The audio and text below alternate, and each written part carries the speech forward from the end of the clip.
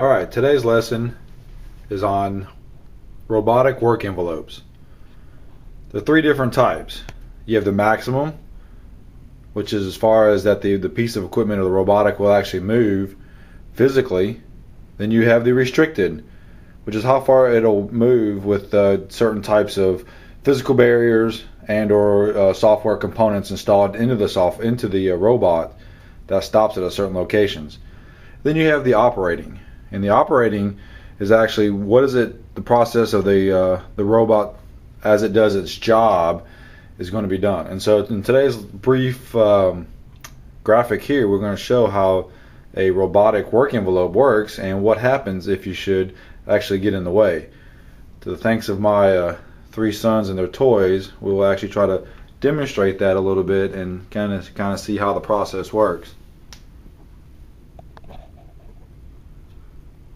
So in the first instance here, you can see the robot is doing its job of picking up the blocks from one side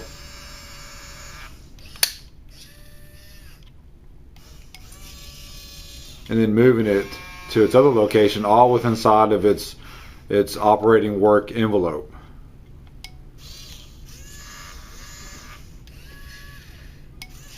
And then returning back again to its normal workstation.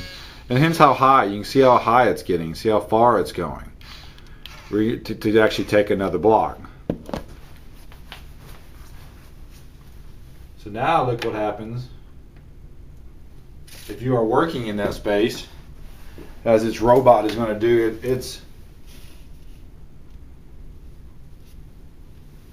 its normal work opportunity through its normal procedures. So you're in its space, but it's a robot.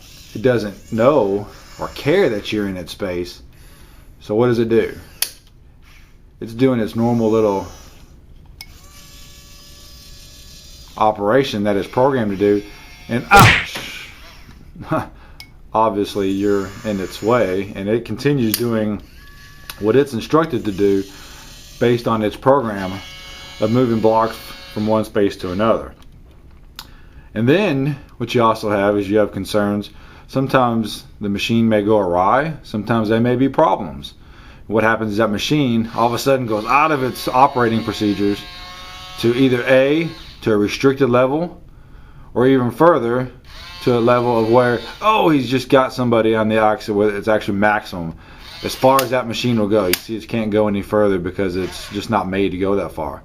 But then it can be restored back to its restriction, or back to where it's normal operating.